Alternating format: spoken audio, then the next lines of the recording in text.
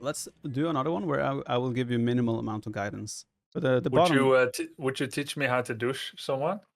I can teach you how to do someone if you really want to do someone. I don't see why you wouldn't want to do that. Not immediately. If we lose one, I want to do a rage revenge douche on someone. Sounds like a plan. But for now, we are a gentleman Persian. Mm-hmm.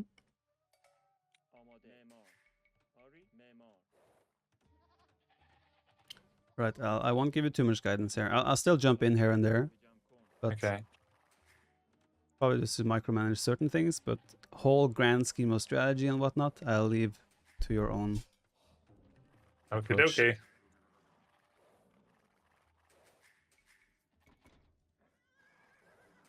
Okay, so I'm just gonna draw circles around my base to find extra sheep. Makes sense to me. Trying to leave a thin sliver of black or no sliver. Maybe no sliver, huh? Because I could miss a boar. I have 5 on food. Prep the next. Boars do wander back and forth. So in case you miss a small tile of black, it is very likely if the boar is there that he will eventually come out of hiding and show himself at some point. I found the boar. Or elephant rather, but Yeah. functions Using Viper terminology.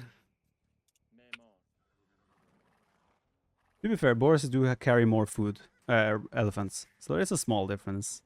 Ah, are they stronger? They have a faster attack rate, so they will appear stronger, but simply because they attack faster. They only appear stronger because they are. Kind of, yes. They do the same amount of attack, but yeah, since they attack slightly faster, it feels like they kill your bills faster. So gotta be a little bit more careful when we're luring, but in general, it works the same way. Again, they are stronger. They attack faster, right? Yes. But usually when someone say, are they stronger? They'll refer to like their attack. But we always thought that we looked at them, we clicked at them, and they're like, oh, they have the same stats. They're just reskin of boars. Yeah, but then we started, DPS. Yeah, and then we started losing villagers. And we're like, what? They have the same stats and it's just a boar. Oh, yikes. Garrison that guy. Okay. And then we realized, they're actually attacking faster.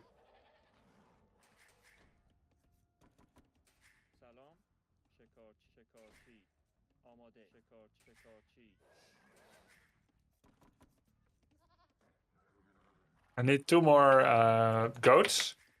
Yes, but you also need a house. Urgently. Oh no. So we want a mill as well. Like, start moving towards the bears as well. Yeah, I would have forgotten that already. Yeah. So his score is quite high. Okay, never mind. You found your ghost now. Usually when the score is high, it means that they have scouted a lot, and there is a chance then that you can use that as an indicator to whether they have been over to your side of the map this early.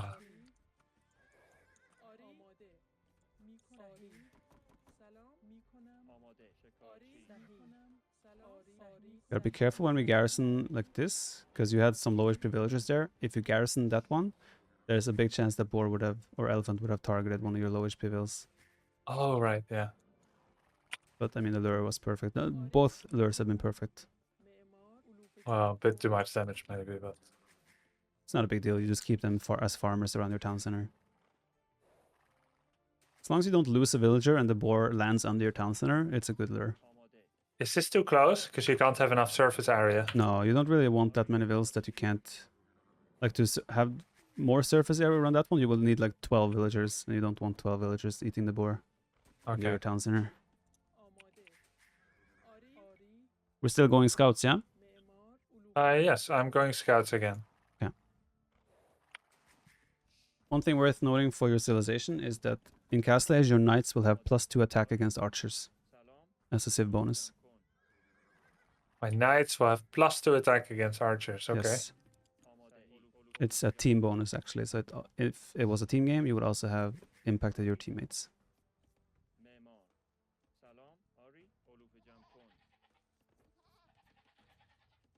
Eco management is good so far, or eco balance.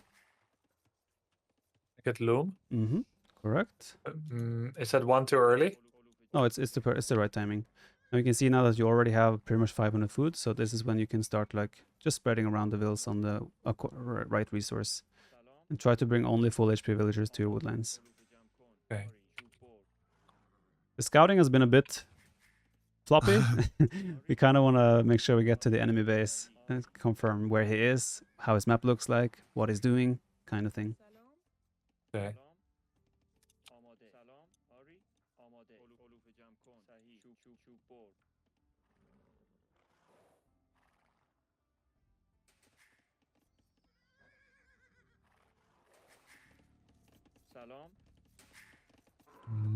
Or I should make a barracks on the way. Yes. If you can ever select a villager. Yep. Yeah, it was It's not easy. surprising. Okay, I found his base. He's on stone. That's surprising. It's just Wait, a no, house. that's a house. Yeah. So you see his lumber camp is on a hill. It's usually harder to secure an area when it's like on a hilly area. It's good for him, right? It's bad for him. Oh. First was those villagers will be chopping, they'll be downhill, so you can get a bonus damage, and it's harder to like wall without mistakes on hilly terrain. So you confirm already he's building a barracks. That makes sense, but you don't want to attack ever without being few village, because the villagers auto fight back a Dark Age scout. They auto fight back. Yeah, against a Dark Age scout. Oh. I thought that was pretty quick reaction. I was pretty sure I could get him. So can I make a farm now already? Yes. But you want to make a stable. Oops.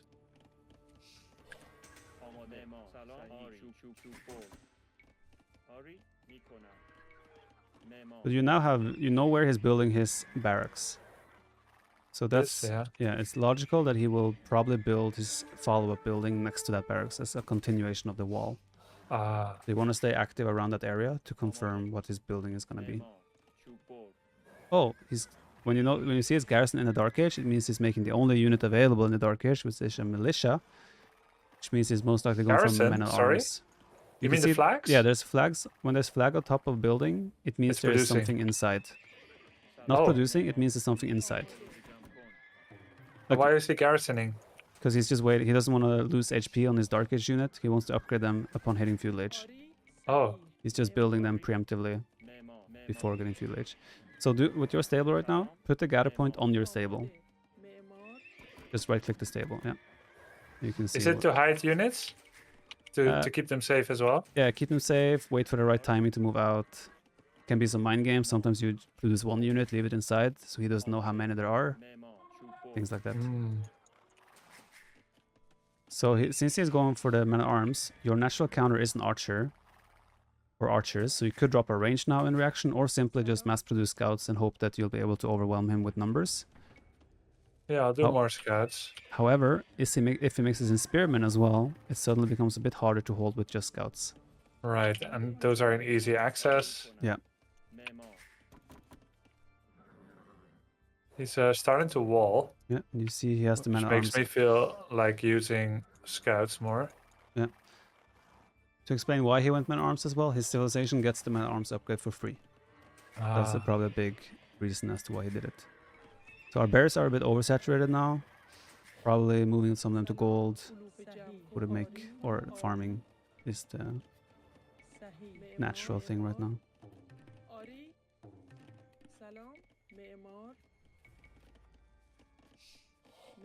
Oh yes, a good point someone in your chat brought up. You cannot garrison buildings, units inside. Like, your scouts can never garrison back into the stable. Oh?